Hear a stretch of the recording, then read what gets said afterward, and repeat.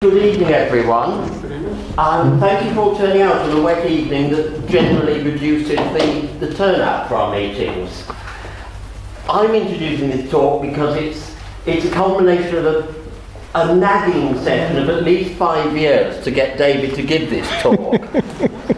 I've always been interested that while we're free thinkers and have freedom of speech in Dorset Humanists, the subject of homosexuality was never something discussed. Now, you might have noticed it has been quite big in our lifetimes. In the word gay, when I was a child, meant happy and joyful. It now means something else. And equally, in my childhood, being gay was a criminal offence. And when I was in the army, it was still grounds for instant dismissal. And in fact, in the army, it was only lawful to be gay from the year 2000. So there is, and yet now looking back, it just seems ludicrous that there's anything wrong about it. I would like David, and I know he's going to run his own programme, but the questions I'm very interested in is why do still a very large number of countries make being gay criminal, and what is it that is so, that's the primary thing, but clearly there's an awful lot to being gay that I think it will be very interesting to hear about. Now, I have to go through the routine questions.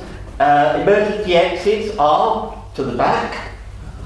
Toilets are in the corridor. Please take this opportunity to turn off your mobile phone.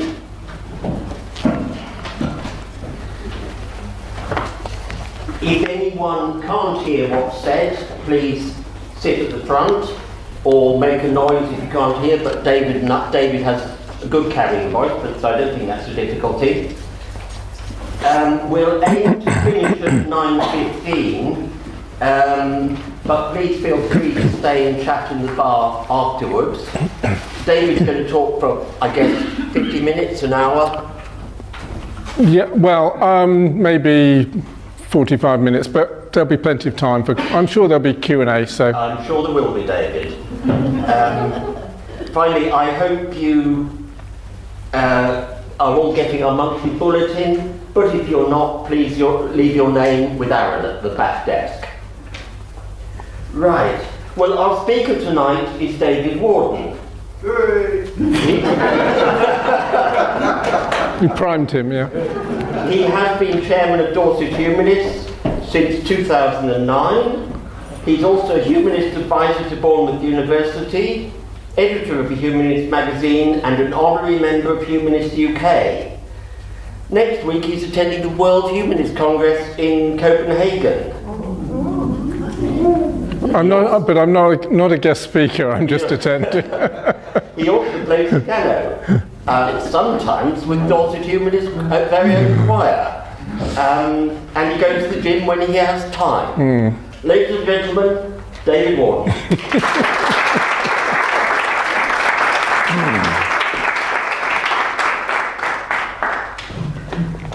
Thank you very much, Simon. Okay, so this talk is mainly going to be in the format of questions and answers, based on some of the questions that I've gathered from you since this talk was first suggested by Simon. I'm sure it wasn't 5 years ago, but anyway, it has been some time.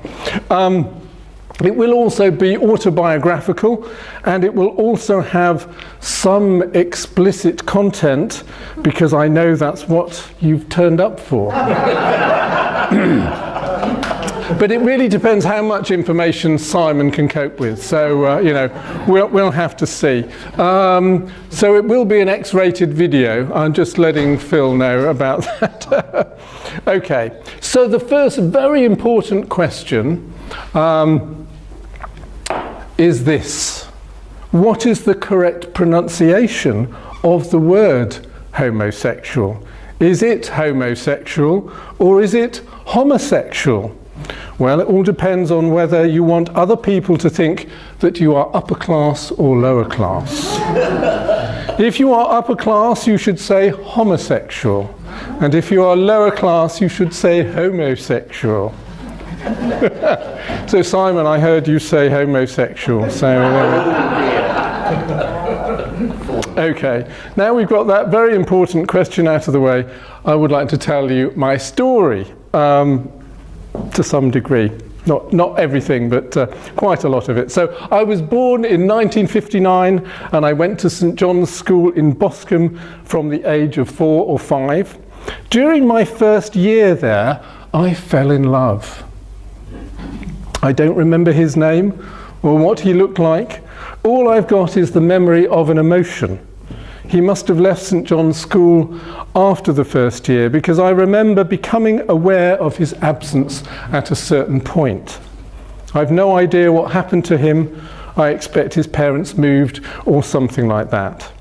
But the emotion was like falling in love, but that's obviously a retrospective interpretation of my 5-year-old self. But there was some kind of connection or yearning towards someone I felt attracted to. During my time at school, I also felt a physical attraction to a boy called Bezard. Maybe I need to cut out some of these things, but anyway.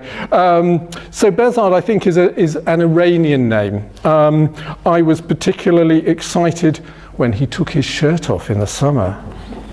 He had an older brother called Bijan, who was also very hot in the sense of attractive. Yeah. During the long hot summers in the 1960s, my brother Richard and I used to go to Boscombe Beach every day via the slot machines at Linden Hall Hotel, which later became the Lands Club and then the David Lloyd Sports Club. We were given sixpence, and that would keep us going for an hour or so. We used to head for the pier at Boscombe Beach.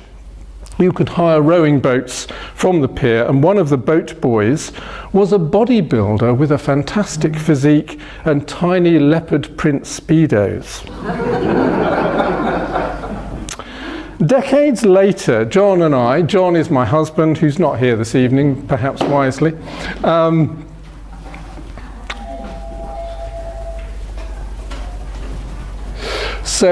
is Angela coming in? Yeah. Okay. She can come in, yeah. Okay, so you've got you've got this person in your mind, the boat boy, the physique and the tiny leopard print speedos. So decades later, John, my husband, became friends with one of his sons. Initially, I was completely unaware of the connection with the 1960s boat boy. It was only when I saw some photographs of his father that I made the connection. His father, the boat boy in question, also used to run a gym in the basement of Linden Hall Hotel. You may remember it also had a swimming pool before, and then it did turn into the Lands and the David Lloyd Sports Club. I also remember reading the Charles Atlas adverts in the comics during the 1960s and 70s. I sent off for some information and was fascinated by the physique catalogue that came back. Unfortunately, my brother found the letter I was intending to send to Charles Atlas, and I was very embarrassed about taking an interest in the male physique. I think my brother was more interested in the female physique. I have no idea why. Welcome to the latecomers. You've missed the first little bit, but not to worry. Okay, not to worry. Parking is we're having to go back into the road. Okay. Okay. You haven't missed too much, but people are still coming in. Come in.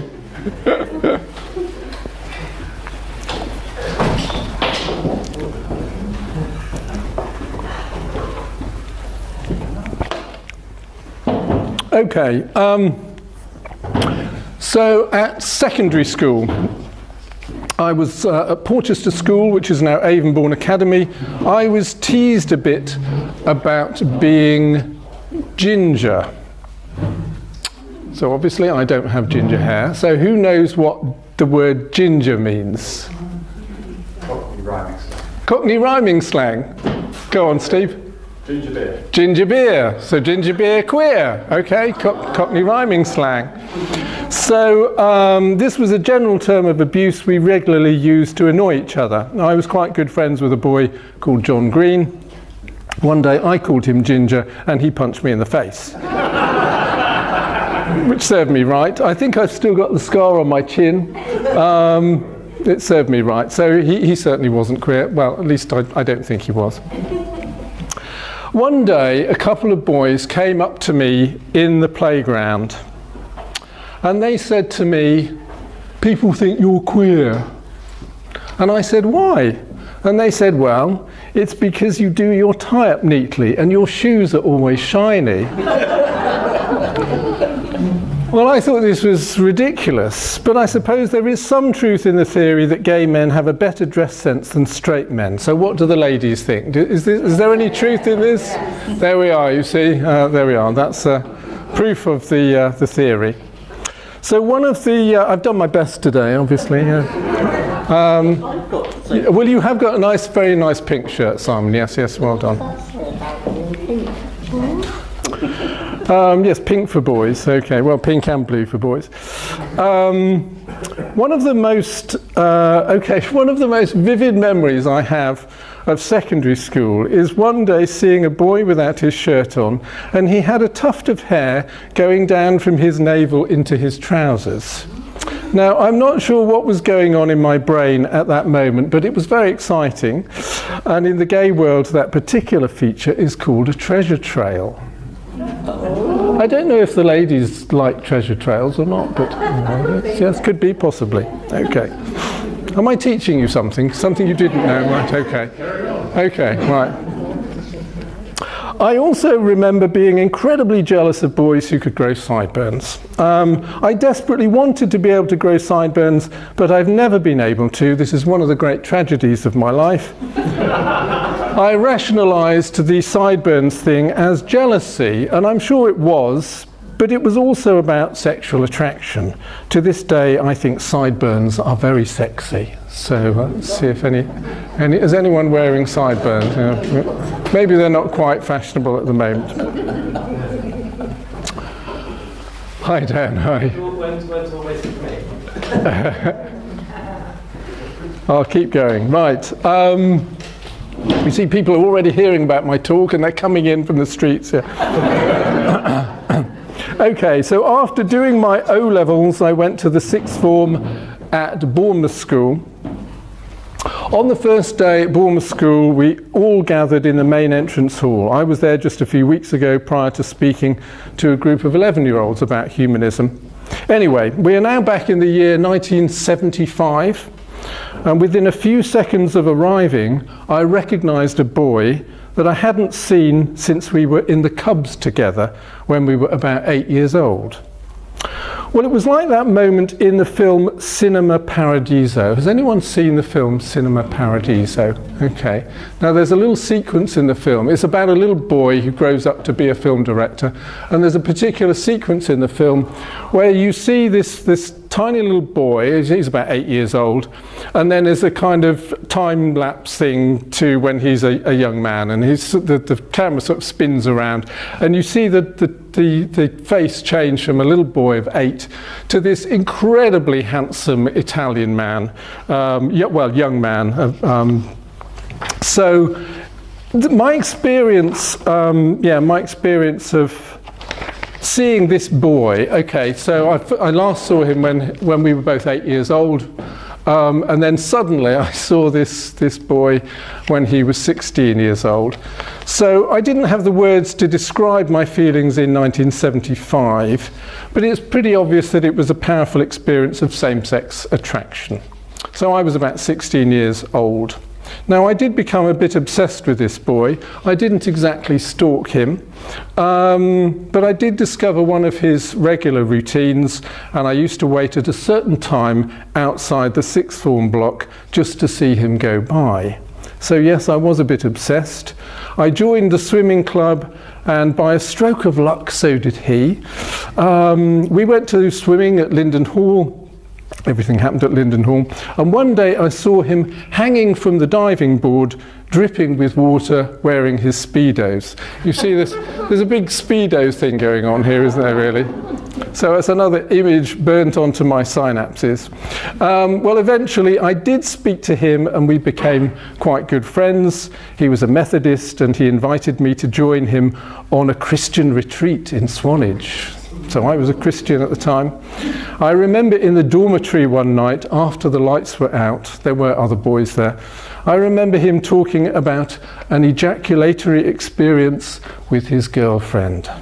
So he was definitely straight. Well, throughout my teens, is this getting too explicit, Simon, or is this okay? Shall I keep going?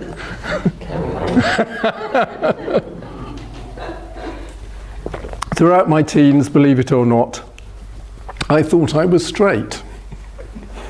Or put it like this, that was my default assumption. I had several girlfriends, 2 of them were called Jane. My first kiss was at the under-18s night at Tiffany's, now called the Academy in Boscombe. I remember the endorphin rush I got from that new experience.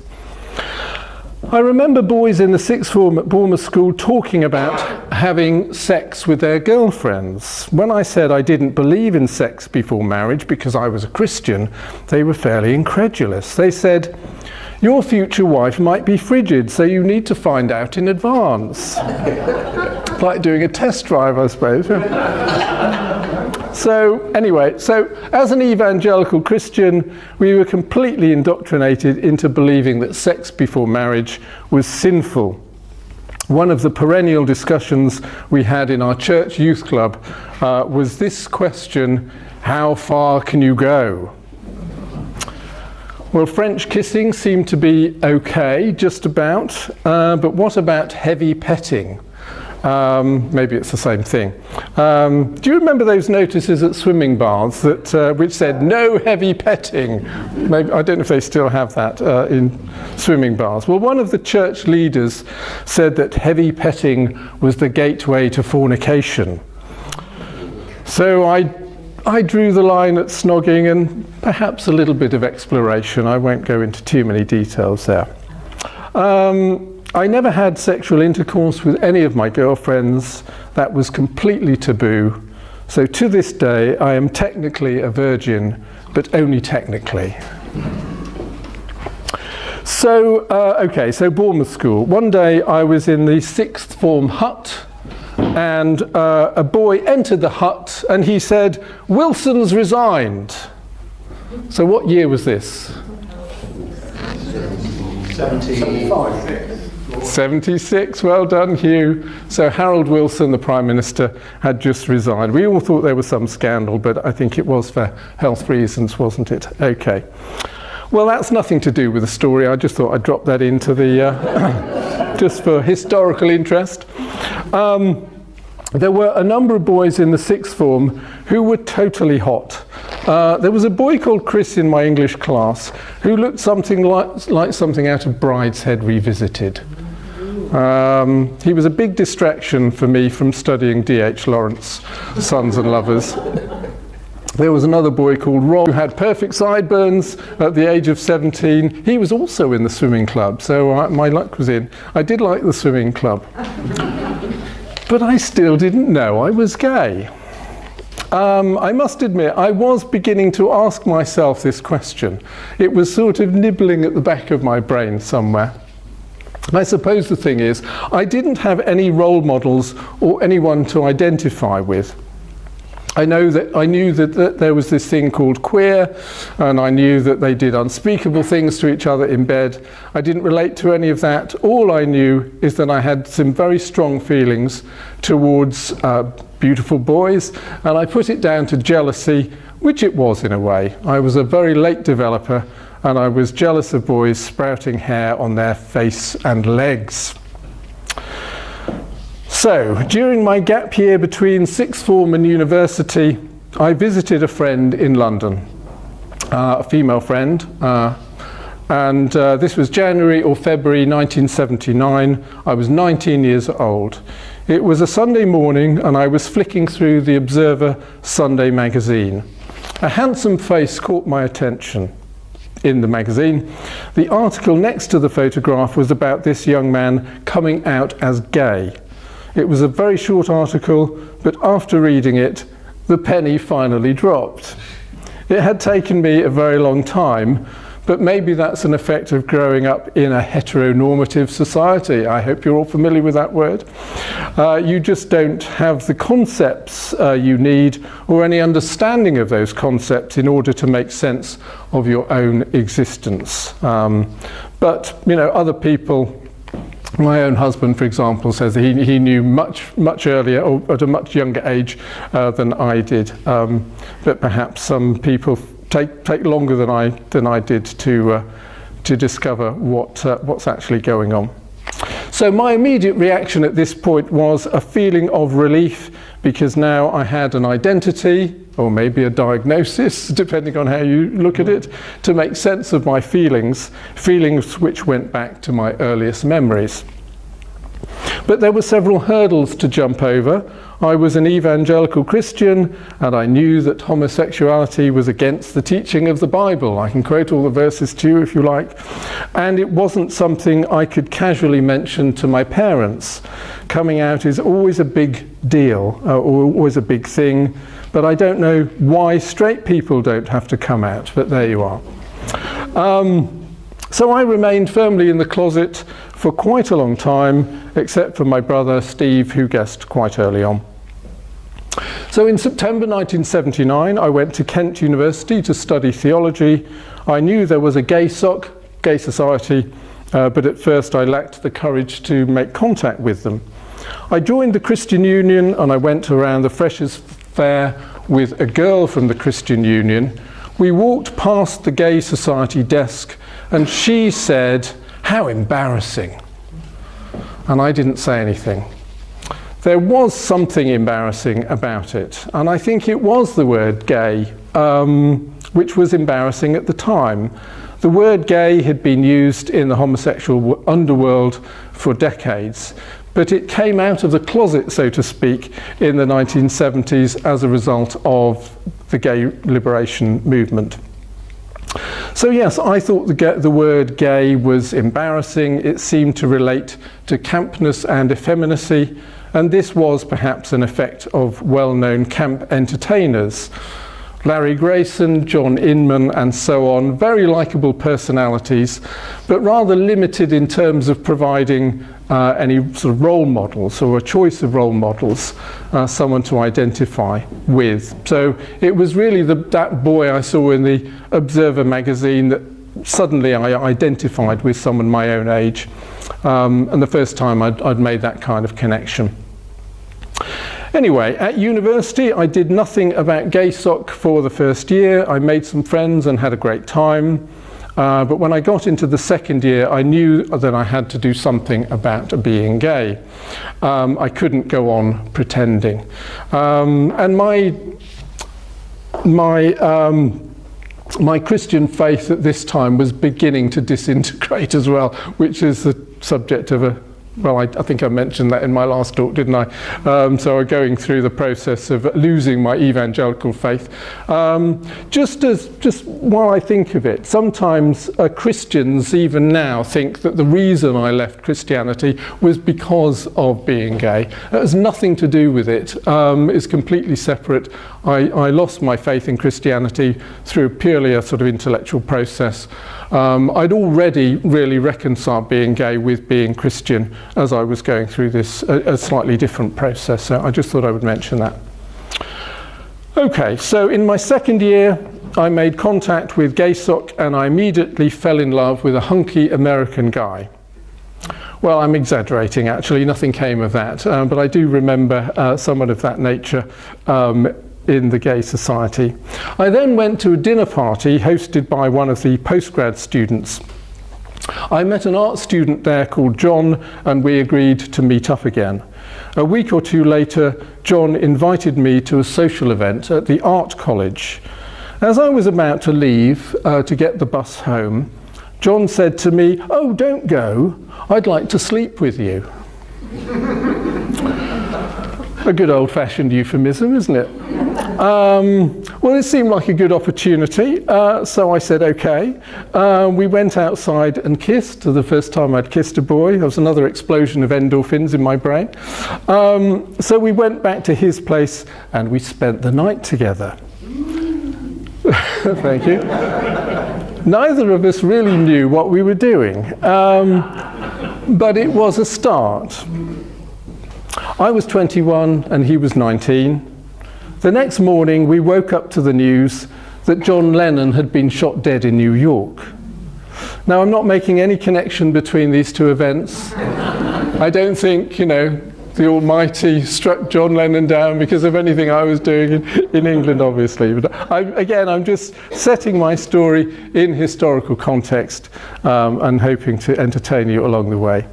Well, John and I stayed together for 5 years. I've always been quite partial to art students, but eventually we broke up, and then I met the man who became my beloved husband, another John, who you know, John Hubbard. Let's have a little drink. And funnily enough, I met my husband John in the same venue where I had my first kiss, as it was called Tiffany's in the 70s. When I met John there in 1986, it was called the Academy. Is it still called the Academy? The O2 Academy. On Sunday nights there was a big gay night there called Bolts. It was a fantastic atmosphere with laser lights and high energy disco music. This was the era of Bronski Beat and the song Tell Me Why! Do you remember that one? Some of you will remember it, yeah. The gay people know that one, yeah. Right, okay. So John and I have been together, so John too, the second John, have been together for 37 years. We had a civil partnership ceremony in 2006 on our 20th anniversary of meeting, and then in 2014 we applied for our free upgrade to full same-sex marriage equality. And thank you for those cheers. And our second wedding was hugely expensive. It cost about £5. We just literally went to the town hall and then had a coffee back in Westbourne. And we went into this coffee shop in Westbourne and we were dressed quite smartly in suits and ties. And the bloke there said, "Oh, you know, where have you been?" And we said, "Oh, we've just got married." And he just laughed his head off. And I don't think he actually, you know, he thought I was joking, obviously, but we really had got married. Okay, so now John and I have a Matt cartoon. Do you know the Matt cartoons in the Daily Telegraph? If that's the only thing you know about the Daily Telegraph, it may be the Matt cartoons. They always hit the nail on the head. This is from probably 20 years ago, or whenever gay marriage was being discussed in the Houses of Parliament. So this Matt cartoon depicts two gentlemen at a breakfast table, and one of them is holding up a broadsheet newspaper. Do you remember those? The broadsheet newspaper. And it completely blocks out the other gentleman. And the headline on the newspaper is "Gay Marriage."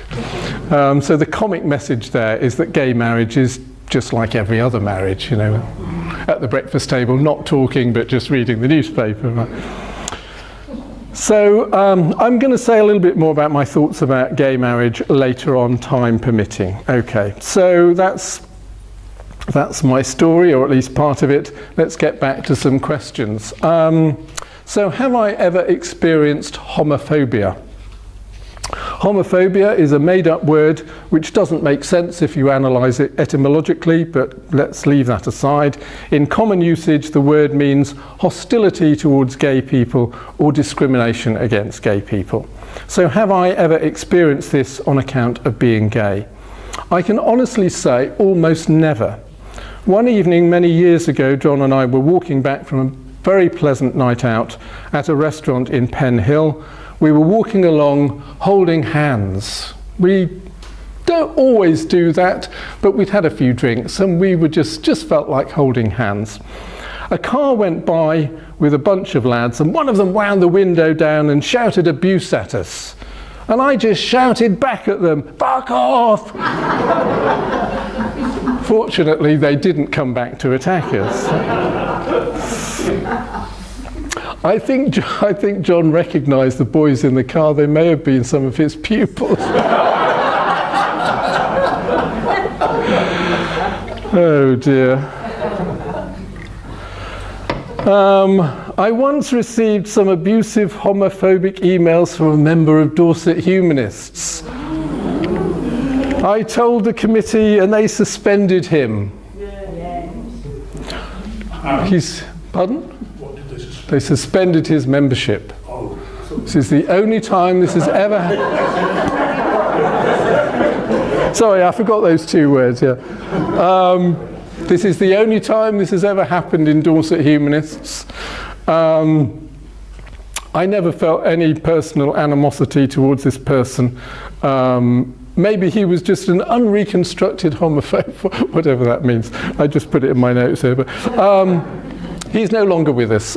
He is a dead person.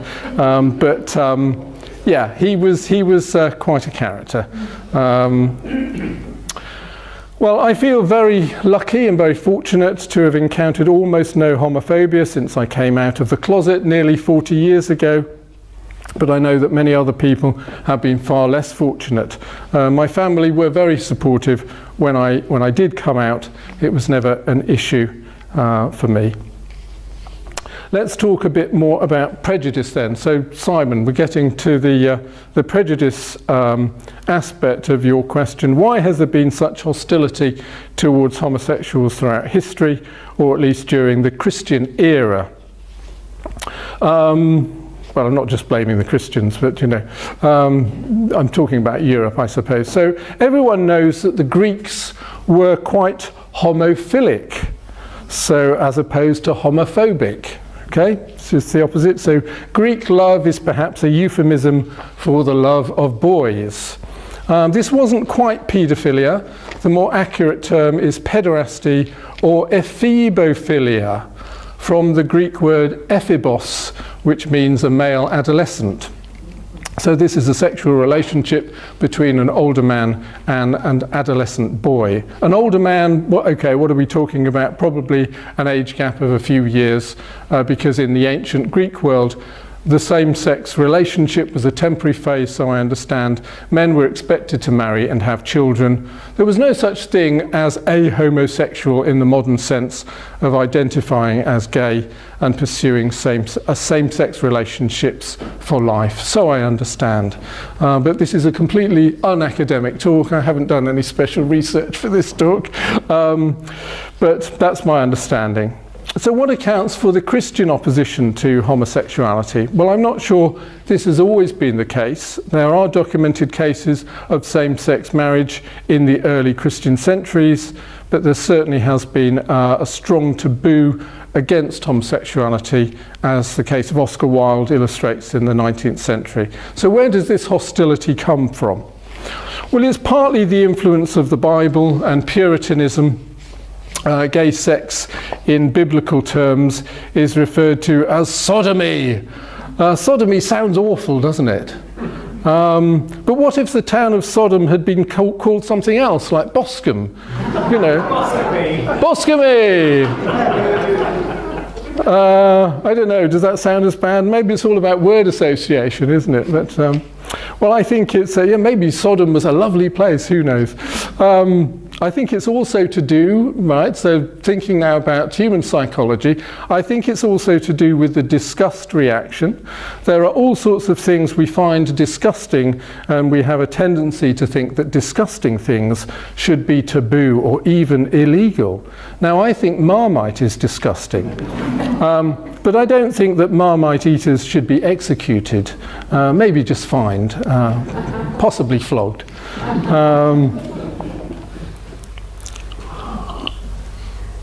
Now, we do have a natural disgust, for obvious reasons, towards feces. And so the whole idea of sodomy is disgusting to many people. I won't go into all of the kind of phrases that get bandied around when referring to this practice. So sodomy, otherwise known as anal intercourse, is not compulsory for gay men. There are lots of other things to do in bed. But even if gay men do have anal intercourse, these days they take great care over personal hygiene. You can buy things called a douche to make sure that you are completely clean before you get down to it. So basically this is squirting water up your bum. Is this all right, Simon? Am I getting a little... Are you getting embarrassed? Yeah. Okay. It'll be easier to understand if we had a slideshow. I know.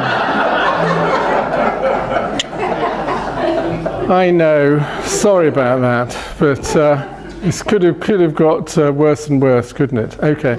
So why might else there be prejudice against gay people?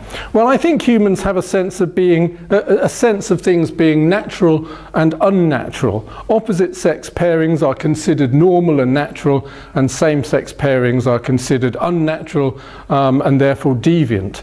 And so many people want to put a stop to unnatural things, to make people conform to certain norms and expectations. There's also a prejudice because gay men are thought to be effeminate, and there's something wrong about effeminate men. So there's social pressure to conform to social expectations of masculinity. There's also straightforward bullying and gang psychology. If you put a bunch of men together, give them plentiful amounts of beer, and let them out on the streets, there's a reasonable chance that some of them may want to show their bravado by indulging in a bit of gay bashing. I've never experienced this, but I expect it's absolutely terrifying. I think prejudice against gay people arises from a whole bunch of natural prejudices which are wired into the human brain. Things like purity, cleanliness, norms of masculinity, the desire to control sexual relationships, the purpose of sex, which is to procreate, and so on. The amazing thing is that despite all of this, we've been able to overcome these prejudices to a large extent, at least in Western countries, over the last few decades. I live in the best time and place to be a gay man, but it's very recent. Same-sex marriage was only legalised by David Cameron's government in 2014, less than 10 years ago. And in my own lifetime, gay sex was a criminal offence, as Simon said at the beginning, and still is in many countries around the world. Okay, so a few more questions that occurred to me, or that I may have been asked them. Are gay men promiscuous? Well, in general, probably yes. But the word promiscuous is, of course, morally loaded. So if we say, does the typical gay man have a lot of sexual partners? I think the answer to that question is probably yes, but I don't have any statistical information to share with you. But most gay men, I think, would probably count their sexual encounters in the tens, or the hundreds, or even the thousands. Whether this is something to be deplored, envied, or celebrated, I will leave you to decide. Is there any connection between homosexuality and paedophilia? I don't think there is, but the Catholic Church hasn't exactly helped in this respect. Homosexuality is partly about the appreciation of youthful beauty. However old you are as a gay man, you may still feel attracted to young men. But I'm talking about young adult men.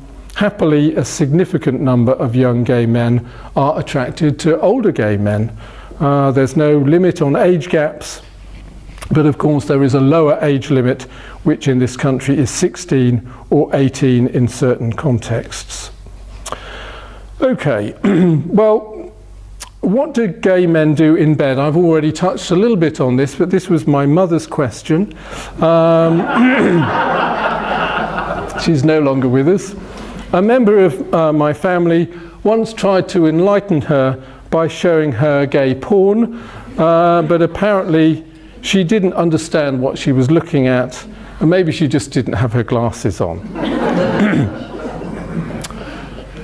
Okay, well, I've already mentioned one gay sexual activity which was condemned in the Bible. There are various euphemisms for it. It's also called topping and bottoming, depending on the position you take.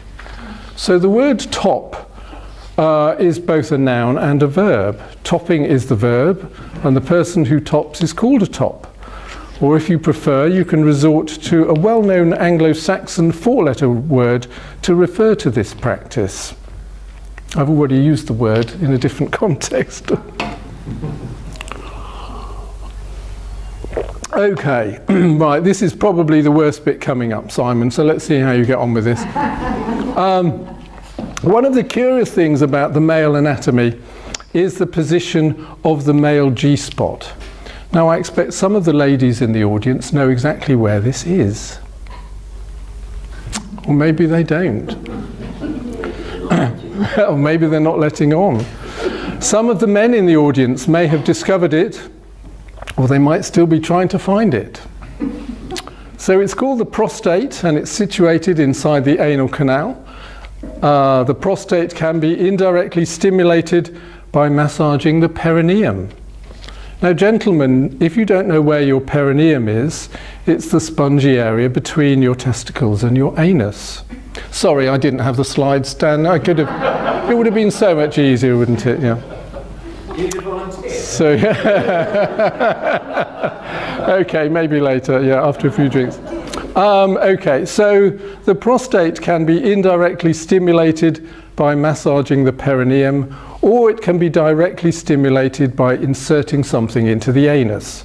Now, do be careful if you ever try this at home, because we don't want you ending up in A&E with something which has disappeared into your nether regions. Whatever you insert into your bottom should be fully retractable. This could be some kind of sex toy specifically designed for the purpose, or it could be your sexual partner taking the position of a top. Whatever you do, please be careful and be sure to use plenty of lubrication. Now, there's something else which you may have heard about, and it sounds rather Shakespearean. There's a quotation from Hamlet which goes like this: "I knew him, fellatio, a fellow of infinite jest, of most excellent fancy." So was it fellatio or Horatio? Those of you who know your Shakespeare will know it was Horatio, but I've always thought the name, you know, the word fellatio could be a boy's name. But it's also a word to describe oral sex. Now, a friend of mine at Abbey Life once told us that her 12-year-old daughter came home from school one day and she said, "Mummy, what's a blowjob?" I'm not quite sure how she answered this question.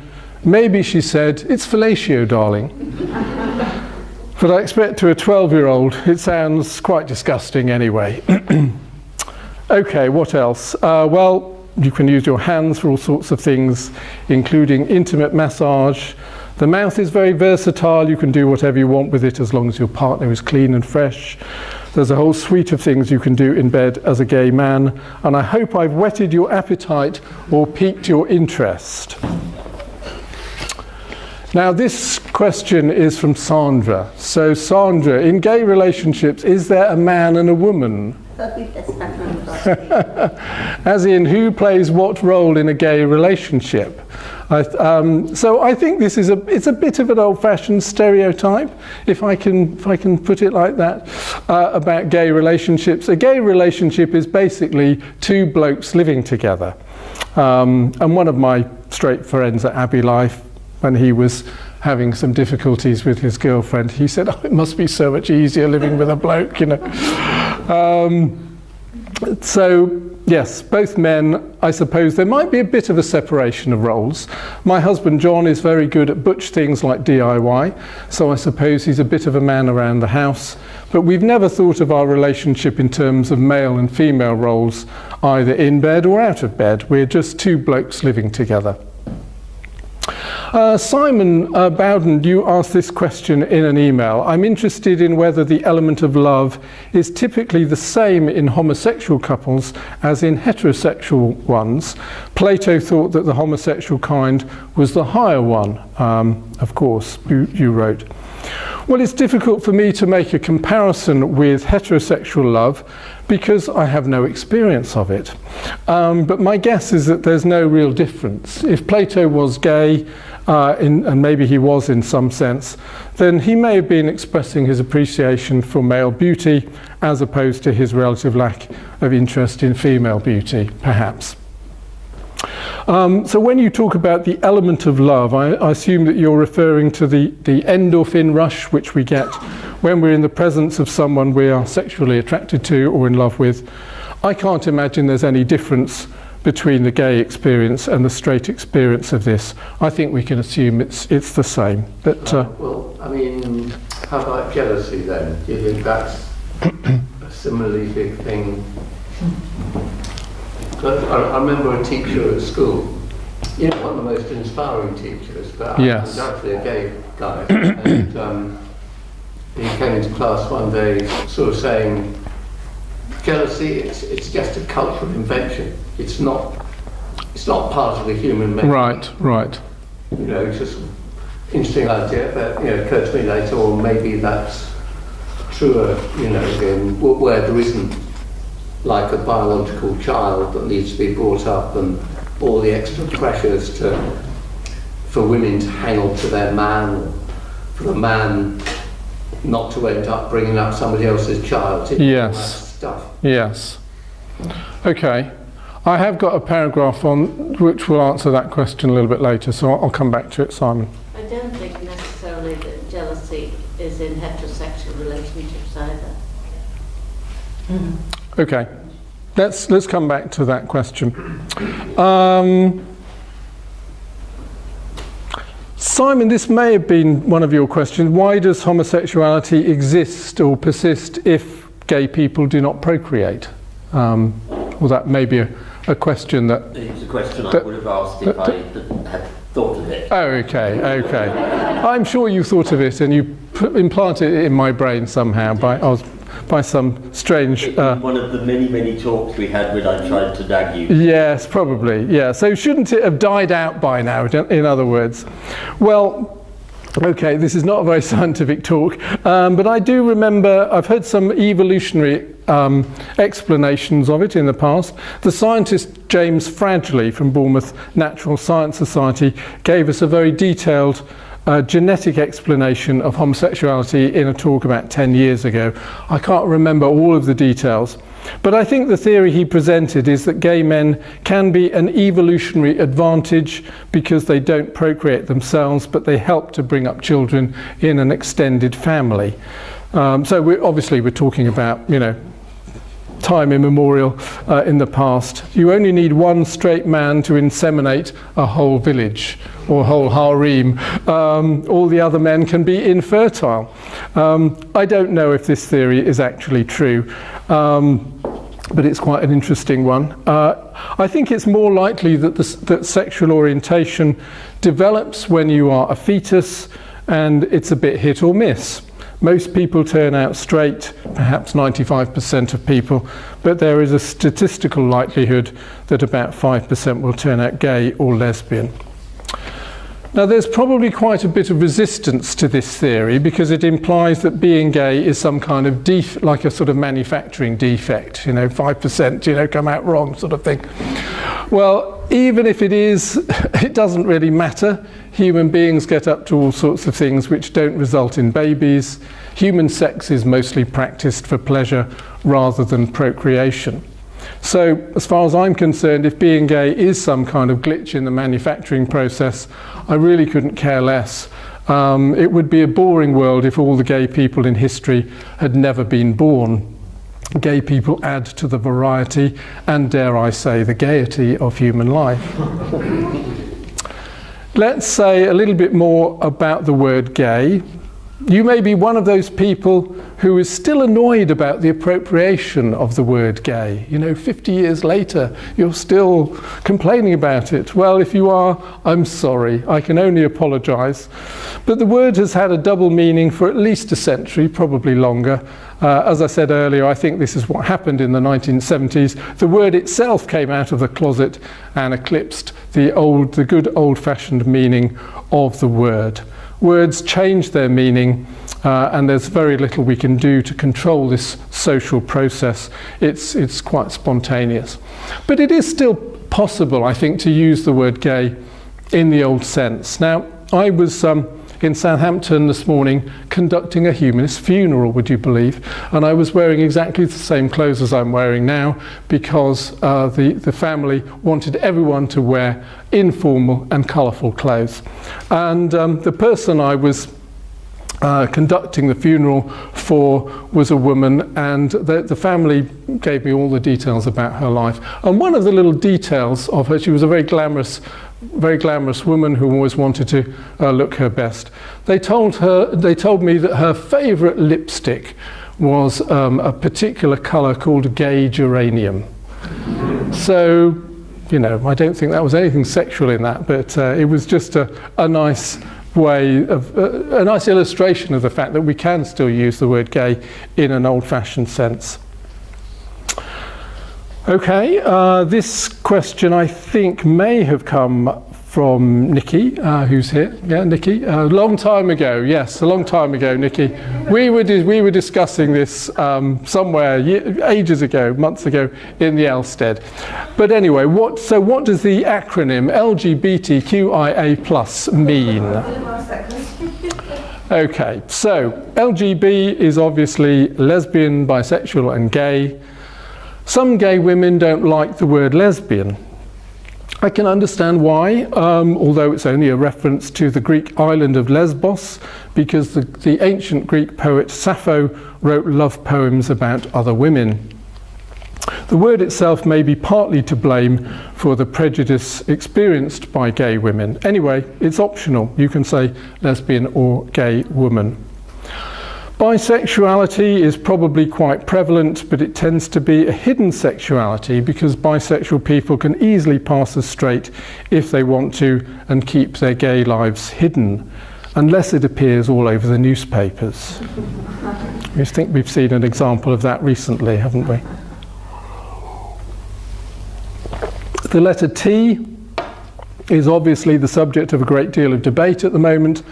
I've always been comfortable with having the letter T including in LGBT, or at least for the last 15 years or so, because men dressed as women was always a feature of gay clubs. They were typically considered to be transvestites, and they were completely accepted in gay clubs. But transsexualism or transgenderism is, of course, distinct from homosexuality. Both are associated with gender non-conformity, so that's, I suppose, where the commonality is. But transitioning to another gender is nothing to do with sexuality as such. So let's take the case of Rosie, a trans woman I knew at Dorset County Council. She came out to our LGBT workers support group, but her basic stance was that LGB and T were a bit of an odd juxtaposition. She had been a married man in a heterosexual relationship, and she had fathered children when she had been a man. After transition, she just wanted to live as a woman. I have no idea whether she subsequently identified as lesbian. I didn't ask. But there's a lot of concern now that some young people who are experiencing homophobic bullying are taking refuge in a trans identity, and this can be very harmful if they are not really trans. Now, I can see why some gay people are saying that there needs to be a divorce between the LGB and the T. Richard Jones, the Gestalt therapist who gave us a talk about gender 3 years ago, suggested putting a little bit of distance between the letters by using an ampersand between the LGB and T. It's quite a good idea, but it doesn't make a huge practical difference. Personally speaking, I don't feel the need to press for a divorce between LGB and T, but I do know other gay humanists who think there should be a separation because the two things are so different, and trans activism has become very controversial, and there is a lot of there is a lot of debate. I don't want to get hugely stuck into that debate tonight, but I was just really talking about this particular string of letters. So what about QIA+? Well, yeah, I remember Carolyn. Carolyn's here somewhere this evening. Carolyn, I remember you asking, you know, what does the Q stand for years ago in this string of letters? Well, I suppose it stands for queer or questioning. Probably the dominant meaning is queer. But what does queer mean? It used to be a derogatory term for gay men. It was certainly a word that my mother used to use about queers, even though she had lots of friends who were queers. It was just a word that was used at the time. Now, some young gay people may call themselves queer, and that's up to them. I don't call myself queer. Maybe other people do behind my back. It derives probably from something called queer theory, which is an academic, subject, which is sort of part of gender studies. And they talk, queer people who do queer theory, they talk about queering everything. So to queer something means to destabilize it and erase binary contrasts. So the queering of sex means to blur the boundaries between men and women. Well, I think men and women are categories which are rooted in basic biology. Again, we could have a discussion about that. But I think gender expression is something which is quite fluid and always has been. I think calling yourself queer is perhaps just another way to differentiate yourself from other people, another identity niche perhaps. The letter I stands for intersex, which is a range of sex development disorders relating to extra chromosomes and ambiguous genitals. I don't really know why it's been added to the string of letters, but I can see that it's indirectly related to sex and gender. Whether intersex people themselves want to be included in the acronym is an interesting question. Maybe some do, maybe some don't. The A stands for asexual. I'm not sure how many people identify as asexual and whether they feel the need to belong to a community. Gay men are the complete opposite of asexual, I think, in general terms. So I'm not quite sure why asexual people have been added to the acronym. And the plus sign stands for anything else you care to imagine. So sometimes plus, plus, plus, you know. So I think the acronym LGBTQIA+ is a bit over the top, to be honest. Sometimes more things get added to it. But even this doesn't include all the identities which are now included in the so-called freedom flag, which incorporates a black and brown chevron to represent people of colour. Well, okay, but I'm not sure what that's got to do with sexuality. There's also a white, pink and blue chevron to separately represent trans people, and a ring to represent intersex people. And there are lots more of these flags. Yes, Dan? I think that the reason that intersex and asexual people and trans people are included in the same group is that they often experience the same kind of prejudice that homosexual people experience. Yeah. Because they're not either cisgendered or heterosexual. Yeah. And when people notice that, some people hate them regardless of whether they're gay or asexual. Yeah. Okay. Thank you for that. I mean, I prefer even from an aesthetic point of view, I know that you, Dan, you were wearing the new flag on Pride Day, and you look very nice in it. But I mean, personally, I prefer the simplicity, the design simplicity and the conceptual simplicity of the old rainbow flag, and that's the flag we use when we are supporting LGBT Pride in Bournemouth. It's partly because we invested money in all of those flags and we don't want to spend more money replacing them all. We can have a discussion about that. Now Fiona, I think, who's here tonight, wanted me to talk about homosexuality in animals. Well, I don't have much to say about this. I'm not an expert in zoology or zoological sexuality, but I do remember reading somewhere about lesbian seagulls many years ago. I'm sure there are plenty on Bournemouth Beach. How you would identify them, I'm not quite sure. I'm sure there's plenty of same-sex activity in the animal world. and I'm sure bonobos like a bit of gay sex whenever they get the chance. Now, Sandra, back to you. You wanted me to address the reaction you got to when you said, "What a waste." Now, you said this to someone known to us who was quite offended by this. Well, but if you said it to me, Sandra, I would just take it as a compliment.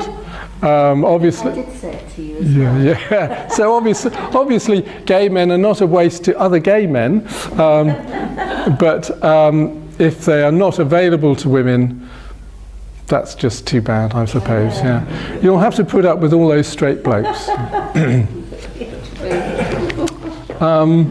I had a manager at Dorset County Council who she really wanted me to be her gay best friend. I've never been anyone's gay best friend to my knowledge, and I'm not quite sure what the role entails.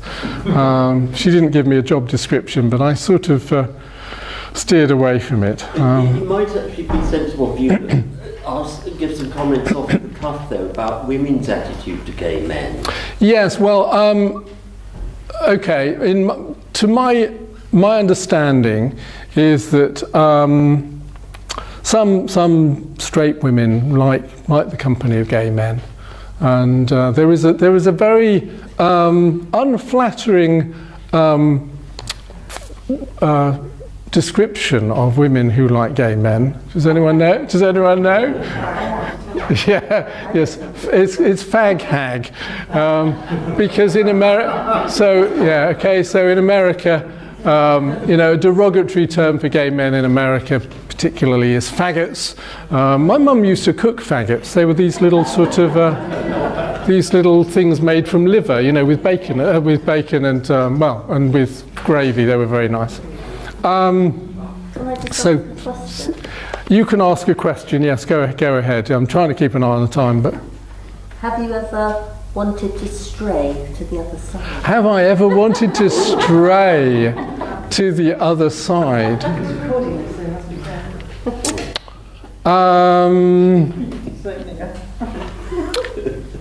I think the answer to this is categorically no.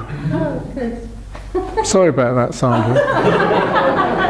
But they do say that this is on a spectrum, you know, from sort of, you know, 100% gay to 100% straight, and that we're all sort of in, you know, in this kind of spectrum. Yes. I don't know whether that's true or not, but I'm probably further to the 100% gay end. My husband actually has sometimes said that he's fancied women, so you could maybe ask him, you know.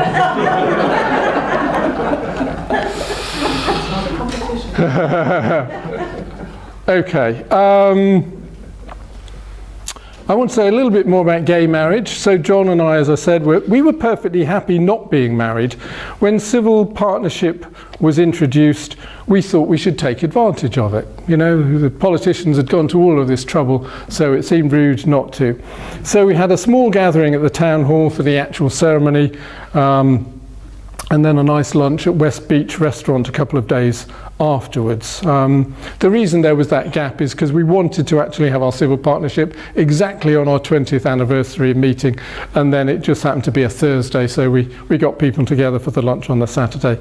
And it was the happiest day of my life. Oh. In 2014, as I said, we upgraded to complete equality as a married couple. It seemed like a formality at the time, and I know some people say, oh, you know, it's only a marriage certificate, blah, blah, blah. But I really value having this equal status. I mean, I remember when my niece was, you know, that high, and she said to me, oh, Uncle David, are you ever going to get married? But she knew that I was sort of with John. I always turned up with John, and I said, well, you know, I'm with Uncle John. She was only about 4 or 5, I suppose. And she said, yes, but are you ever going to get married? You know, she didn't have a concept of, you know, John and me being together. So I really value having this equal status. I know that calling each other husband is a bit weird after a lifetime of referring to each other as partners. But he is my husband, and I'm very proud to call him my husband. And we quite enjoy shocking people sometimes, you know, in certain social situations that where people perhaps are not expecting you to say, "Oh, and this is my husband." Sometimes people fall into the trap of saying, "Oh, are you married?" And I say, "Oh, yes, I'm married." And they say, "Oh, and what does your wife do?" And then I say, "Oh, my husband is a teacher." And then, of course, they want to fall into a hole in the ground. I just gently pull them out again. So when Christians and other traditionalists say that marriage has been redefined because it used to mean the union of a man and a woman, I can see what they mean, but I don't see why we can't extend marriage to same-sex couples. Marriage is a good thing, and it contributes to the security of individuals and the stability of society. So I hope everyone will get used to same-sex marriage over time. Okay. Should gay men remain single, or should they get married? What's the best recipe for happiness? Gay film producer Derek Jarman thought that the best recipe for gay happiness was to remain single and to have as many sexual partners as possible. Unfortunately, he died from AIDS, but that doesn't necessarily mean, it doesn't necessarily mean he was wrong. He was just, living at the wrong time and place. I think there are pros and cons. I think on the one hand, gay men probably do want to have as many sexual partners as possible. I'm talking about gay men all the time. I'm sure it's probably a lot of this is true of straight men and everyone as well, but I'm just talking about my perceptions here. Perhaps the best way to achieve this blissful state of sexual license is to be single. But on the other hand, many gay men do want to settle down with a domestic partner, even though this puts certain constraints on your freedom to come and go as you please, so to speak. So what's the optimal solution? And this comes back to sort of questions about jealousy and this kind of thing. Lots of gay couples establish, so I'm only really talking anecdotally, I'm not talking about research that I've studied. Lots of gay couples establish some form of open relationship which allows for extramarital activities. This can be tricky to negotiate, but it doesn't seem to result in the inevitable bust-up of the main relationship. Gay men tend to be quite flexible and tolerant in this regard. Unlike gay women, who I understand are more likely to break up if one partner is found to have been unfaithful. Now this might be something to do with just about differences in male brains and female brains and all the rest of it, and you can challenge me on that if you would like to. Okay, we're nearly there, and then we'll go to some more questions. Has being gay compromised my sense of masculinity? Well, years ago when I was with my first boyfriend, we started going to the gym. That's in our 20s. One day his mother said to me, "What are you trying to prove?" I thought that was an odd question. I've never gone to the gym in order to prove anything.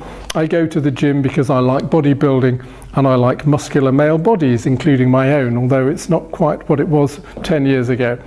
I've always been quite narcissistic in this regard. But bodybuilding aside, I don't think that being gay has compromised my sense of masculinity. I'm not exactly a blokish bloke. I don't like football, for example, but plenty of gay men do like football, so it's very hard to generalise.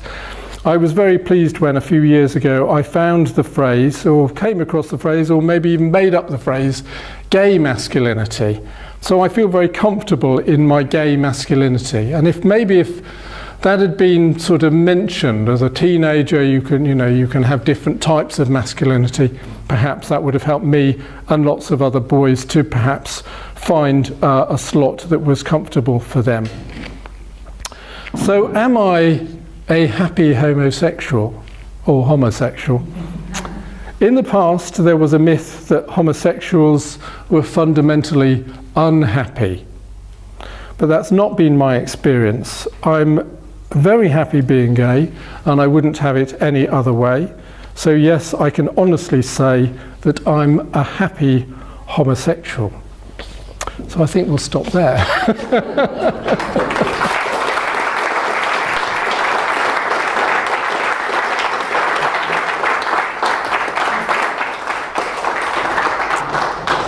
Okay, well, I'm sorry about the X-rated bits, but you know, I did warn you, so.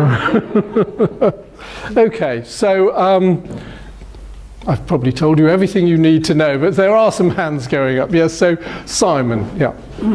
Right, I mean, this is a bit of a general question, but do you think gay men are likely to be as aggressive, prone to confrontation, you know, as straight men? Because I came across a radio broadcast recently about Frederick the Great of Prussia, who was an amazing sort of militarist, kept sort of fighting and losing battles, but he just kept on fighting until eventually the other side gave up and then he'd win a bit more. But he seemed to be a kind of rare example in my experience of an extraordinarily vicious gay character. Yes. Yeah, but you know, do you think there's any link between that sort of squaring up to people, why you're looking at me like that for, you know, that stuff? Yeah, I think, again, I can only talk anecdotally, and my own perception, my own experience.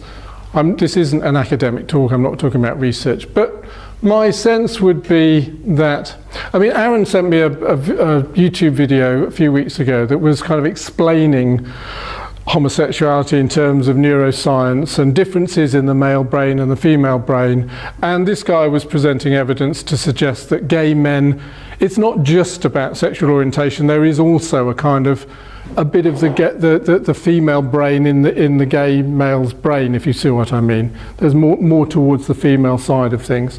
This is if you accept the theory that there are differences in the male brain and the female brain.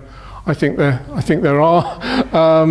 So I think it is a whole suite of things going on, and if that means that gay men are less aggressive, I think there probably is. There's quite a lot of truth in that. I mean, you can think about historical examples. I mean, Alexander the Great is famously a gay man, but you know, he killed lots of people, I'm sure. So there are exceptions to the rule. Is that a fair enough answer? Okay. Aaron. David, thank you very much for your talk. You mentioned blowjobs. Oh dear, did I? Yes. I think I've been getting it wrong. Just how hard are you supposed to blow? I know, it's very, very strange, isn't it? I remember at university, a good friend of mine said, "Why is it called a blowjob? Surely it should be called a suck job." You know? Do you have any idea how that came about? I've no idea. It seems to be an American phrase, doesn't it? Everything comes from America, doesn't it? Anything like that. So I don't know. Dan? Do you ever find yourself using the phrase "my partner" instead of "my husband" when you're around somebody you've only just met and you don't know if they're a raging homophobe? Well, I do actually, yes. And it's partly because for decades I called John my partner. And now calling him my husband is a little bit more formal, you know, when we introduce my partner, my husband. But yeah, sometimes I just go back into partner because it's just a little bit easier. Because I know that, I suppose because it's still quite unusual. And partner doesn't out you, does it? You know, whereas the word husband obviously does out you to whoever you're talking to. I think some people also feel that if you say your husband, you're forcing it on them. You're forcing them to confront the fact that you're a husband and you're a man. Yes, yes. Some people get angry about that. Yes. That. Yeah, sometimes I just avoid it a little bit, yeah.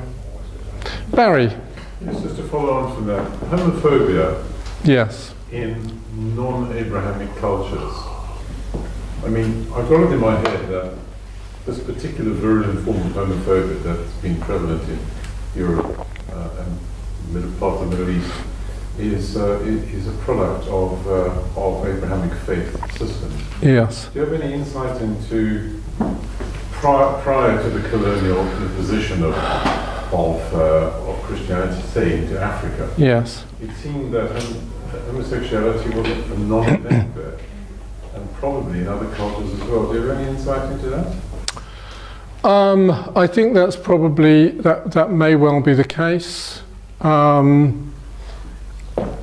mean, there's quite a lot of talk now, isn't there, that you know, people will blame the fact that because there are anti-gay laws in various countries that used to be colonies of Western countries, therefore, you know, it's our fault that those laws are there because prior to the colonial era, it wasn't a problem. But fair assumption. It's interesting, but I don't have extensive historical knowledge. But I think it's an interesting hypothesis, which may well be the case. But I'd need to do a lot more research to find out. Yes. Hi. I wondered what you think of the move within the gay rights movement towards assimilation rather than liberation, and how trans people, non-binary people, those groups of people can be included within the LGBT rights movement, and how the LGBT community can band together to fight for each other's rights when some people are not able or want to assimilate. Can you just say what you mean by assimilate? So assimilation in terms of marriage rights, the right to serve in the military, believing that society can be reformed in ways to include LGBT people rather than liberation, which is saying that these systems were created in a way that oppresses LGBT people and cannot be reformed.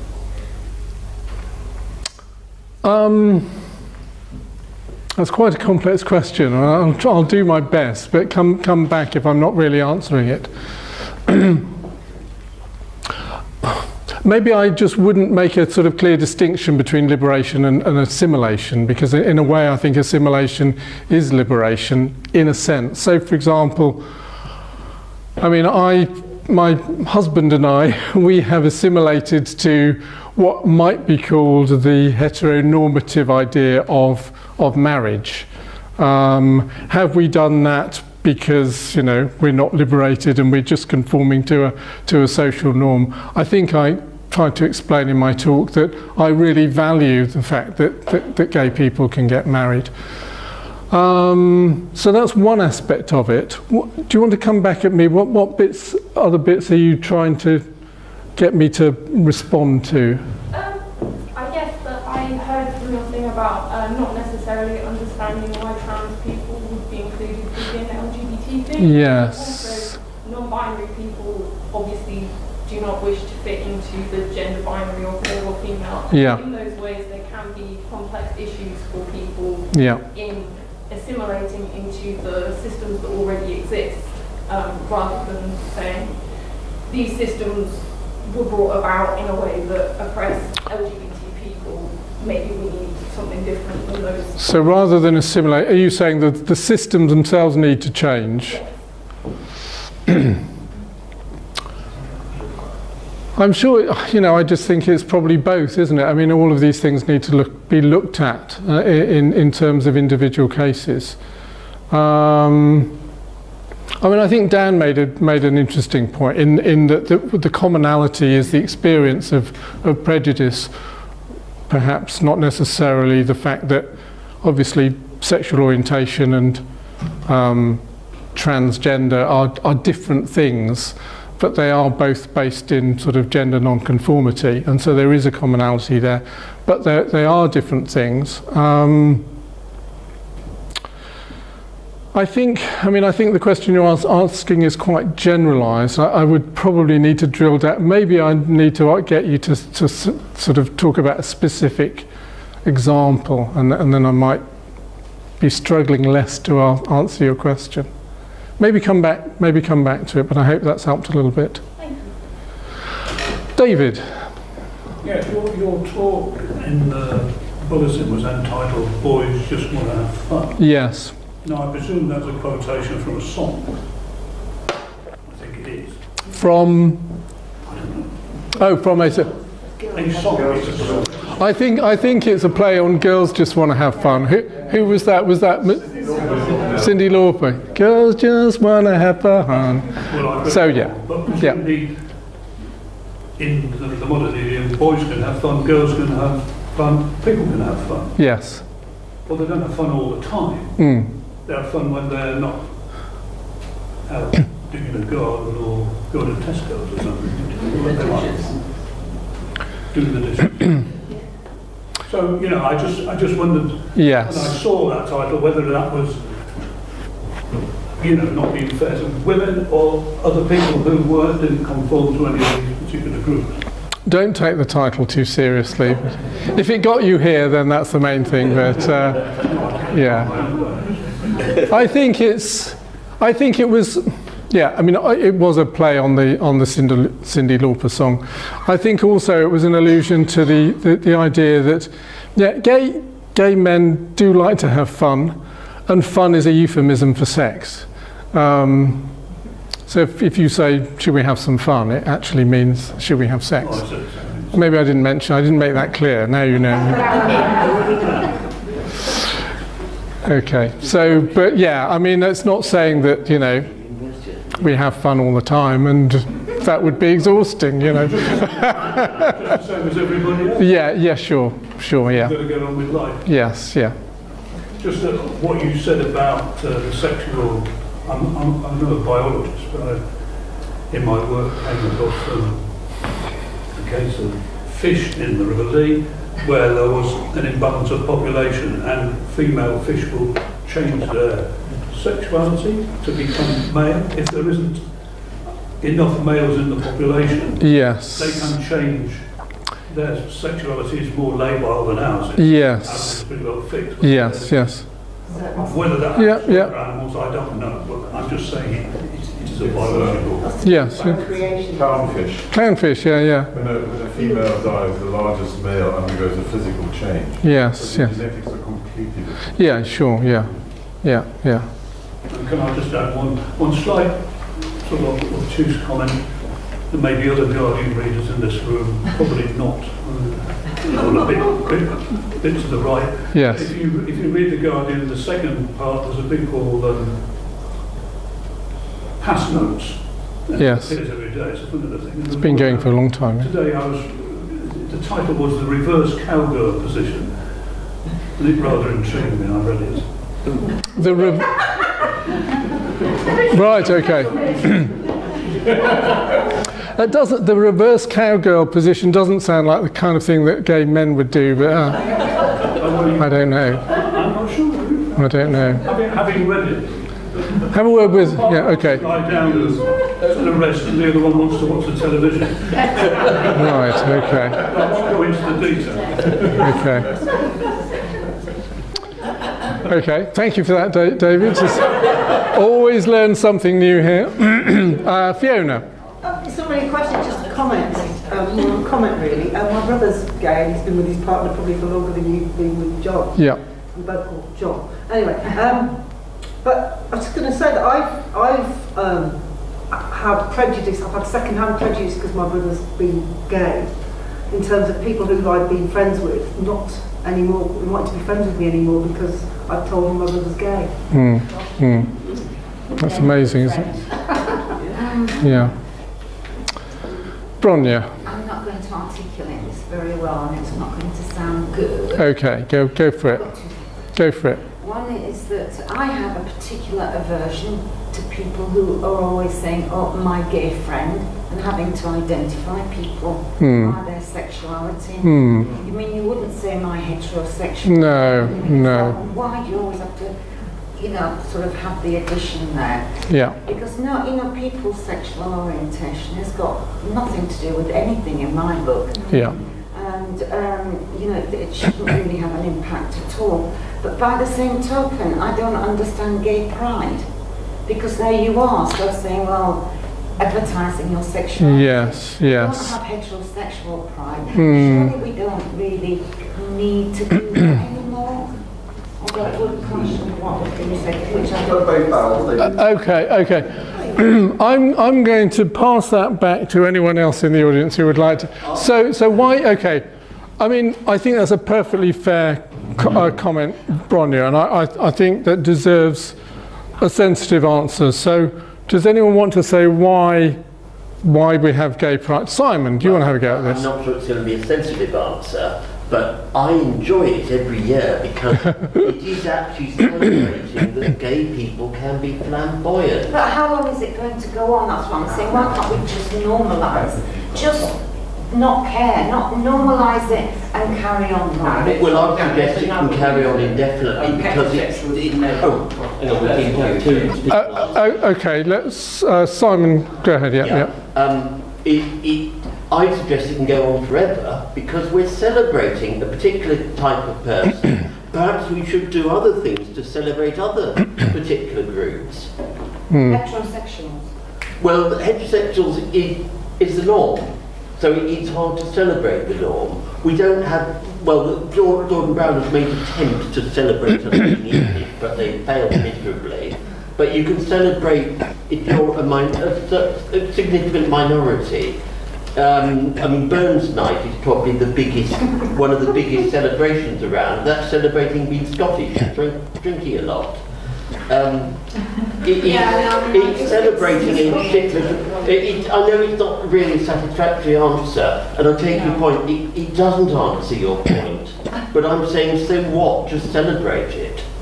It doesn't hurt. Yes, I would agree with that, because I just think, you know, there's been so much homophobia over the years and things like this, and I think to start saying, because there are still a lot of homophobic people out there. I mean, because particularly in the older generations, I think partly because they grew up at a time when it was illegal and things like this, and I mean, I think I can remember when I was sort of a teenager, some of my mother's friends, they were obviously gay, but, you know, they couldn't sort of come out with it, so they lived this sort of false life effectively of themselves. And so things like gay pride, a bit like Black Pride Month and things like this, I think when there have been areas in the world where there's been prejudice, there's been attitudes and things, I think we need all of us, because, you know, I'm straight, but I want to say, no, the life is enriched by all the different folk and the different ways of and people also say, my black friend, why is that? Who cares?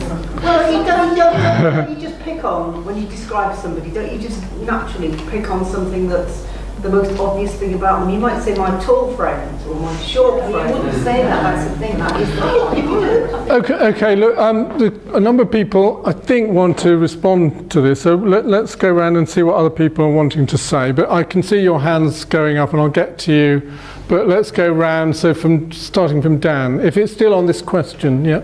Almost. Okay. Recently, somebody who'd known me for a few months, had only just found out that I was gay, said, oh, well, at least you're one of the good ones. And what they meant was that they felt that I had some good, decent characteristics, and usually they would ascribe to straight people. So for that whole time I'd known them, I was able to enjoy a kind of straight privilege of them giving me undeserved respect. Yes. Because I was able to pass as being straight. Okay, But in order for there to be good ones, I suppose that means that the remainder of the gays are the bad ones. And as we could, I suppose, act straight if we wanted to and blend in with homophobes by just not saying my husband, we do experience a degree of privilege there. But there are some people who live an alternative lifestyle. And can't do that. And I think I think that Dan has hit on an important point there, Bronya, in that so much of being gay in the past was completely hidden, and there was perhaps a sense of shame attached to it as well. That's why it's called gay pride. The pride is the opposite of shame, and I think it's about the visibility of it. It's like saying, right, we're going to get out on the streets, we're here, we're queer, get over it. I think it had more resonance and more power maybe in the 70s and 80s, and I think you've got an interesting point, a valid point perhaps, that, you know, does it have to go on forever? But let's get some more opinions. Aaron, and then I'll come over to here. Yes, gay people get killed and straight people don't have to. Gay people, because they're gay, kill themselves, other people kill them, other people bully them in school, and all of this is because of a sexuality that doesn't need to exist. Because this happens in small places like in the UK, abroad, in America, teen suicide is very high over there. So although people will say, oh, well, the UK's got everything they need, if you go into a small village in Wales or go into an inner city in the north, this isn't the case. People are still in the closet and still can't be themselves. People still get slurs in the factories and in the community centres and various other things. So you can't be yourself. And in the 21st century, that's just wrong. But does gay pride help with any of that? Yeah, very conveniently, quite frankly, in Bournemouth. Sorry, Sharon? They hid it away very well this year. Well, that's an interesting point as well, isn't it? The fact that it was in Merritt Park rather than Central. Yeah, okay. About that. Yeah. It makes me very popular, but I don't think care less. It's very hidden when it was in the centre. Yes, yes. And I know people of both sides of sexuality. Yeah. And when, I mean, before COVID, we used to march in the parade, and it was absolutely just an amazing experience. You know, I mean, you had the streets of Bournemouth aligned with people, and we'd get them cheering. Aaron's a very good cheerleader. We'd get them all cheering. Give us a cheer, and they'd all cheer. You know, and it was an amazing experience anyway. So. But yeah, so it was kind of just fun, as Simon was saying. Right, let's take some more. Steve first, and then the young lady. Everybody's already said what I was going to say. That okay. Bournemouth is obviously always had a big gay scene, and it's, you know, you're lucky. You said earlier on you're in the right time and the right place. Yes. And that's perfectly right. But you haven't got to go very far out of Bournemouth for that not to be the case. Sure. And, yes. Yeah. So, you know, and it's not that far away. Any of the small towns out in Dorset Hampshire and around says yes. Yeah. Prejudice, but you can live a gay life, open gay lifestyle in Warden. It's not so easy elsewhere. Sure. Okay. Good point. Yes. So I just want to make really clear that while Pride is a celebration of how far we've come as a community, it is also a protest, and that its origins are as a protest in response to police violence in 1969, the Stonewall riot, and that while it has come a long way from that, it is still a protest, and there are still a lot of things that the community need, and it is a place to build community and to mobilise to protect each other, particularly our trans siblings, who are very much under attack at the moment. I'd like to say that within my lifetime, growing up as a queer person, that at school there was Section 28 that was still in place, and yes. So many things like this that they may not be here now, but they have had effects on young queer people, and that there are still things coming in now that are relevant to the LGBT community, and that Pride is an incredibly important thing to gain community and to protest and to show that people have a voice in this, and that's why Pride is important. Yeah, I think that the emphasis there on bringing a community together for a big do, sort of almost a big party, but also the protest element of it, I think is very important. Thank you. Did you still want to come in? I'd like to echo what Scott just said there, obviously. Yep. I think on your first point about people describing each other with markers in that way, that's problematic and very politically incorrect at the moment. Well, it's politically incorrect because it seems to be a way to define people based on a marker as opposed to other things about them and personality. I think that you're quite right to point that out, so that's a problem. Going back to Pride, I think it becomes quite confusing and it strikes the heart of the assimilationist problems, especially when we have, and locally especially, we've had a lot of corporate, quite a lot of rainbow washing companies using it as an opportunity yes. to kind of present, say, we've supported the gay community all along, you know, and it creates this sense that, oh, the battles have all been won now, there is no more homophobia, everything's okay for everyone. Look, you've got all these big companies saying that we employ equally and stuff, so everything must be okay. And I think that's a very dangerous conceit to fall into when we've spoken today even about how there is still homophobia, overt homophobia that they're experiencing, even if it's not been particularly prevalent in your experience. It's still happening today. And that's not to mention the more insidious homophobia, the times where you feel like you have to introduce, or it's uncomfortable to introduce your husband as a husband rather than a partner to somebody. Having that kind of context around. And that's just when we look at the G in the LGBT. Yes, yeah. And obviously the issues with the trans issues and things like that at the moment are so divisive and such a battle to be fought. It's incredibly important that we have a space to make people aware of that. And I would say perhaps it's a local failing of our pride that those problems aren't really highlighted and brought forward. Okay, thank you. I'm going to go to... Can I come back on that particular one? I'm going to go to George first, and then I'll come back to you and someone else. Yeah, Aaron's hand went up as well, but yes, George, what did you want to say? You had said that you haven't really experienced homophobia.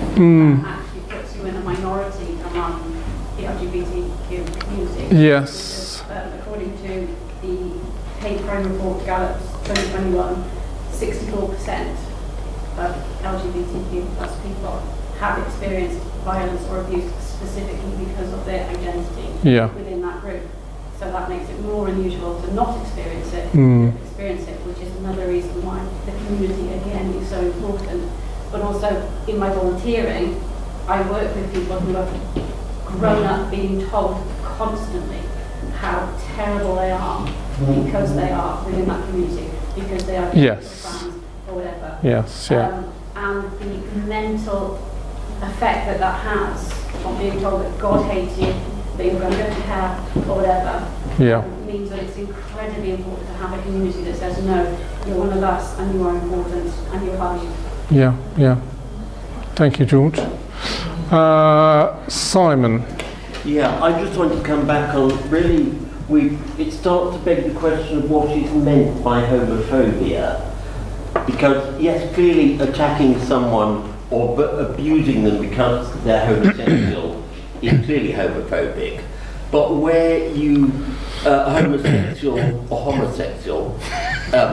or gay person doesn't refer to his husband because he thinks that's going to be slightly embarrassing, I don't think that's a different form of prejudice. And it may well simply be because it isn't the norm. So, I know Ronnie was concerned about this, but if 95% of people are heterosexual, then it is... Yeah, where have you got that figure from? Well, that came from David, I think. Well, sorry, so the figure that tends to get quoted is 5% gay, but of course then you'll also have bisexual, and so there's a spectrum, but okay. Yeah. But I mean, let's not get too hung up on the precise number, if you can tolerate that. The distinction I'm drawing is clear, undeniable homophobia,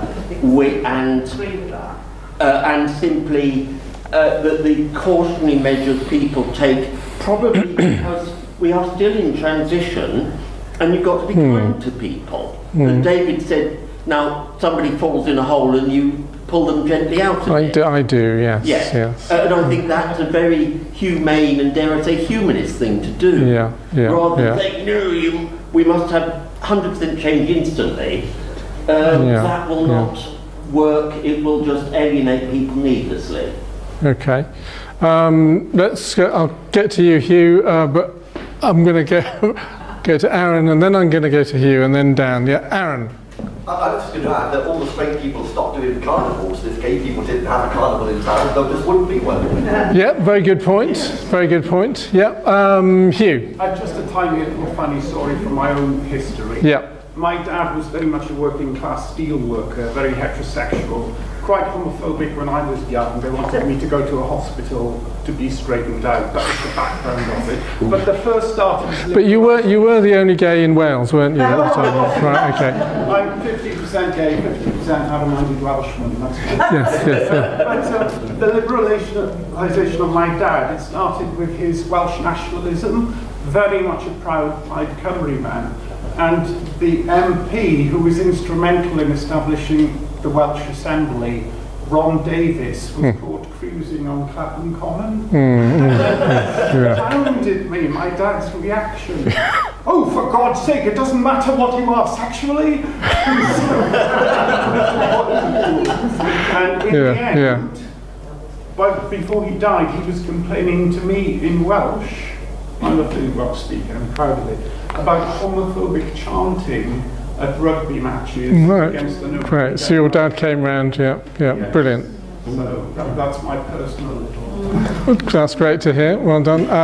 Yes? Yeah, so I think you're the person in pink. Simon, yeah. Yeah, we're both in pink, yes, yeah. He's wearing his only the pink. I totally agree with what you're saying about empathy and kindness being a way to respond to when you see homophobia, whether it's the overt or insidious.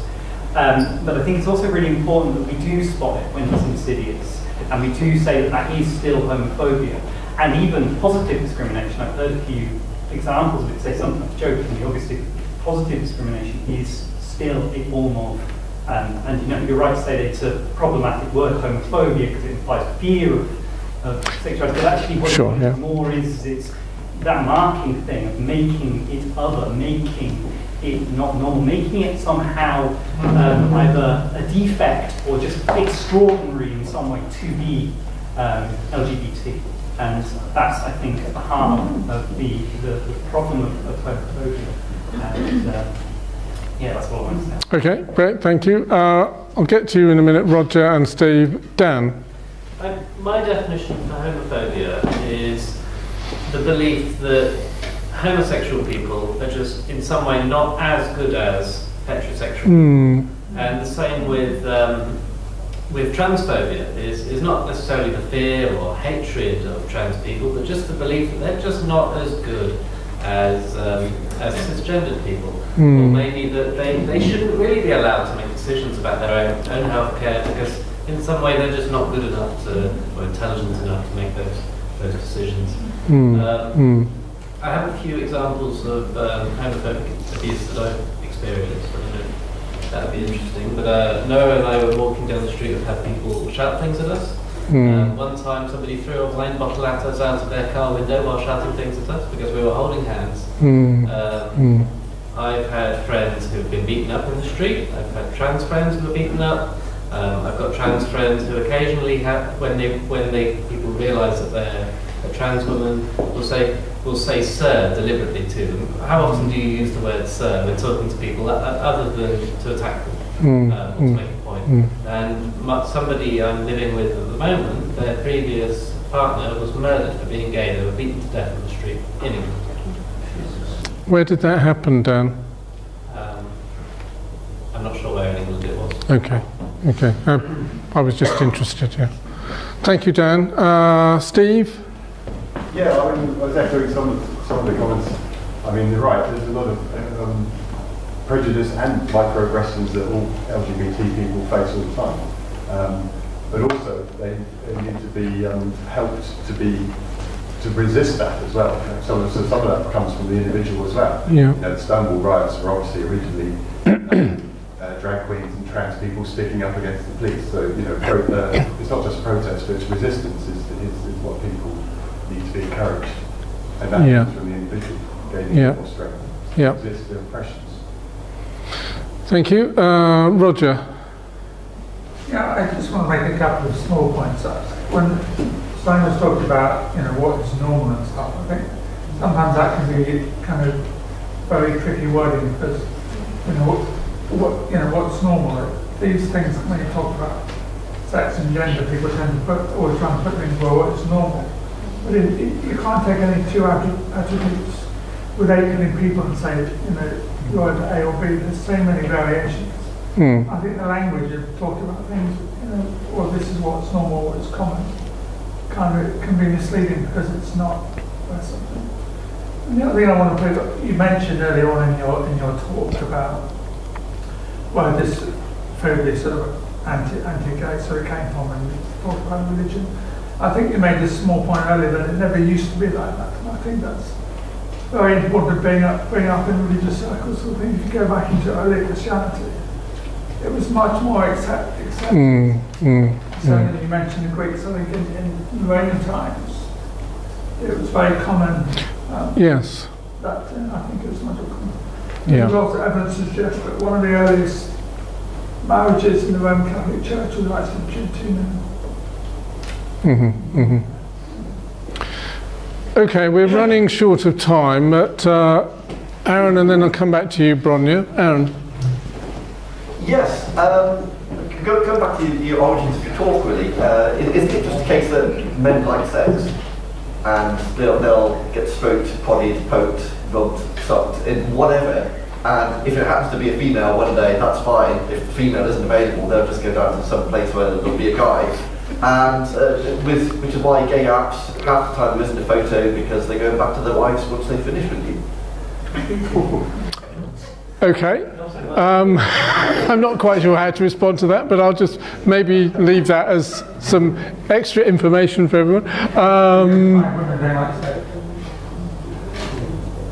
It's a really good point. This is a I would say that's a very stereotypical, reductive view of gender. Like, I can give you some anecdotes if you don't want me sharing more detail. You can give me anecdotes all day, but to say that all men want sex and all women don't want sex in that way, that's... The ones you meet on the app on looking for sex, they're not there for the coffee or something. Yeah, but what you said was that men like sex, not men on these specific apps like sex, and then you extracted, generalised that to all men. I think that's a very... Yeah, the homosexual man like sex. Or they go back to their wives when they... Okay, I'm going to let you debate that afterwards. We need to finish in a second. But Bronya, you've started a great debate here. But yes, what would you like to say? I just wanted to say at the risk of being disparaging to all the homosexual men here, the heterosexual men, I would like to know why all gay men are so good looking. Particularly have Aaron in mind, I have to say. Oh yes, of course, there we are. That really negates what I said earlier, so ignore my earlier comment. Okay, we'll ignore what you said earlier. So this is the big question. We're going to have to leave you with this question. Why are all gay men so good looking? Now, I just want to say two things, and then then maybe then Simon will wrap up. What did I want to say? First of all, I wanted to just say, I hope it wasn't too explicit for you at various points. I know we almost got into sex education, but you knew I did give you a warning in the advert. So anyway, there we are. But I hope it was informative. Maybe you found out one or two things you were unfamiliar with. And the other thing I wanted to say is, being part of a humanist community, I mean, humanism, the humanist movement has always been very positive about gay people. There is an LGBT humanist group. Apart from the one person I mentioned earlier, I've always had incredible acceptance here. This has always been a great group for people who are gay. A number of our members have been and are gay. And there's been nothing but acceptance in this group. So thank you, all of you, for all of your acceptance. Simon, you can do.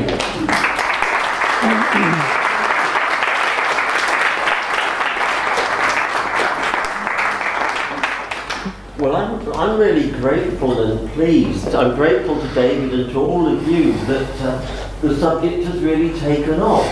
And we're left with so many more questions than answers, I think. There's certainly scope for loads more debates, either informal or formal. As your speaker organiser, I've already thought of at least two more topics. If we could just find a speaker on the origin of whether prehistoric man was gay, to talk about that, and the one or two other subjects. Aaron would probably love to give us some more specific talk on technicalities, but we'll pass on that. But no, it's been a really good evening, and I'm grateful to you all.